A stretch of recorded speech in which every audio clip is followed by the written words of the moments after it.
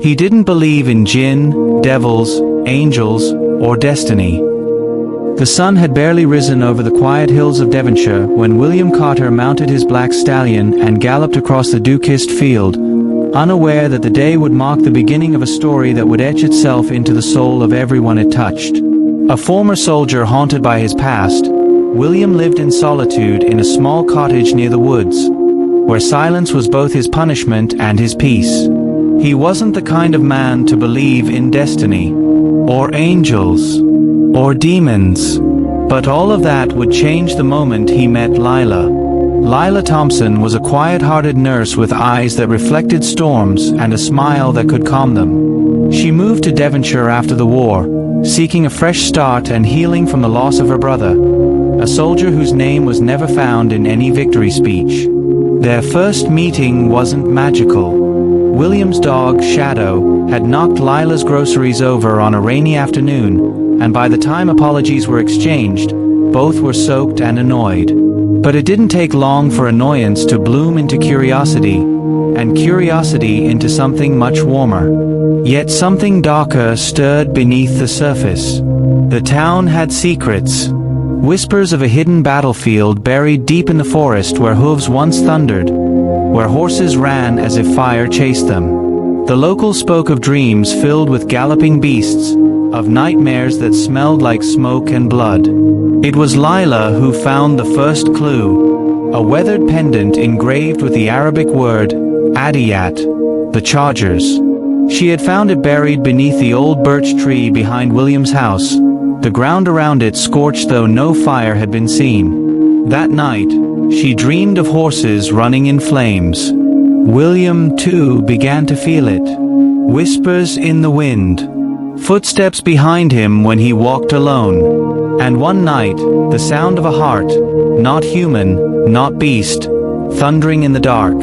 They turned to the town's only historian, an old woman named Myra who lived by the cliffs. Her hands trembled as she opened a book older than memory. Surah al-Adiyat, she whispered, pointing to the scripture. This is not just about horses.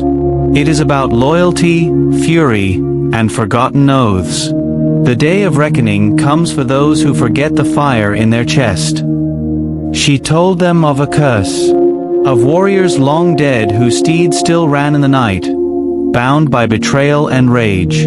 They sought justice. They sought peace. But above all, they sought someone who would remember them. Lila and William were chosen. Not by blood, not by lineage, but by their hearts.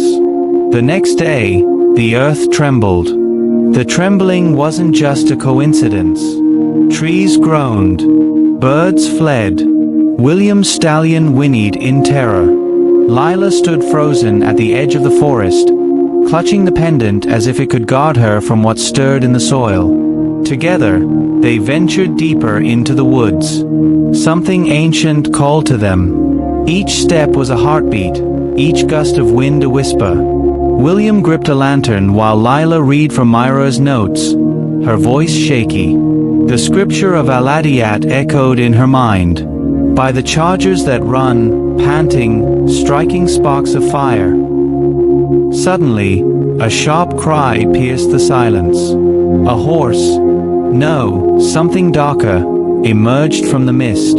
It bore no rider, its eyes burned like coals. Around it followed three more, snorting, steaming, their hooves charring the ground.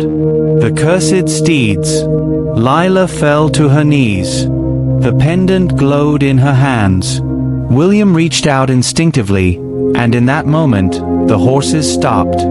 They circled, snorted, watched. The leader approached. Instead of trampling them, it bowed its head. Lila heard the whisper clearly now. Justice. Ride for us. Myra had warned them, the chosen ones must either avenge or become the avenged. Their hearts would be tested in ways no man or woman could imagine. It was not merely a spiritual trial, but a war between forgotten souls and modern apathy. As Lila and William mounted the dark steeds, their surroundings shifted. No longer in Devonshire, they found themselves on the ghostly battlefield of centuries past, where screams echoed like wind. They rode through the haunted plains, witnessing the betrayal that sparked the curse. An army abandoned. Horses burned. Warriors wept. Leaders lied. The horses they now rode were those betrayed, bound to vengeance until the truth was spoken and the oath broken. Lila's compassion became her sword, William's honor, his shield. Each act of kindness they showed to the spirits began to crack the chains binding the horses. But not everyone wanted the curse broken. In the real world, shadows moved. A descendant of the betrayers, a powerful man in the town council, knew the truth. He had kept it buried to protect his family's legacy, and he would do anything to stop them. William and Lila returned to Devonshire with fire in their souls and storm in their eyes. The cursed steeds followed silently, unseen by most, but their presence warped the air. The town felt it: power outages, shattered glass, and echoes of war cries in the night. Myra revealed the final step. To free the horses, the truth must be confessed publicly, and the betrayer's bloodline must acknowledge their crime. But Robert Kingsley, the town councilman whose family was responsible, refused. His ancestors had made a deal with the enemy to protect their lands, sacrificing the warriors and horses under their command. When William confronted him, Robert laughed. "Legends don't scare me. Spirits don't vote." But that night, he saw them. They galloped through his estate, scorching his manicured lawn, their eyes mirrors of judgment.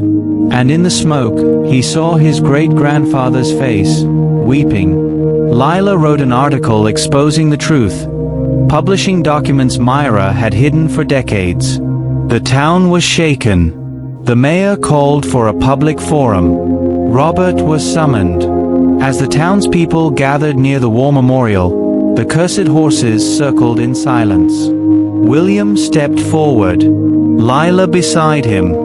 This is not about revenge. It's about remembrance. Tears in his eyes, Robert finally spoke. "My family lied. We traded honor for survival. We killed heroes.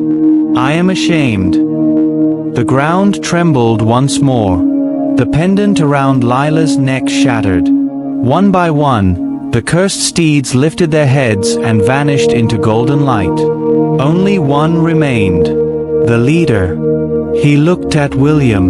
"You carry our fury, but also our peace." With that, the horse turned and galloped into the dawn. Devonshire was never the same. The sky seemed clearer, the nights quieter. The townspeople erected a new memorial, not of names, but of galloping horses cast in bronze, with the inscription, "For the chargers who ran, for the hearts who remembered." William and Lila found peace. Together, they turned the once haunted cottage into a home and a sanctuary where veterans, both of war and life, could come to heal. Myra passed on peacefully, smiling in her sleep. Sometimes, late at night, Shadow would sit near the edge of the forest and bark, not out of fear, but as if greeting an old friend. And if you listened closely, you could still hear hooves galloping across the sky, not in anger, but in freedom. The end.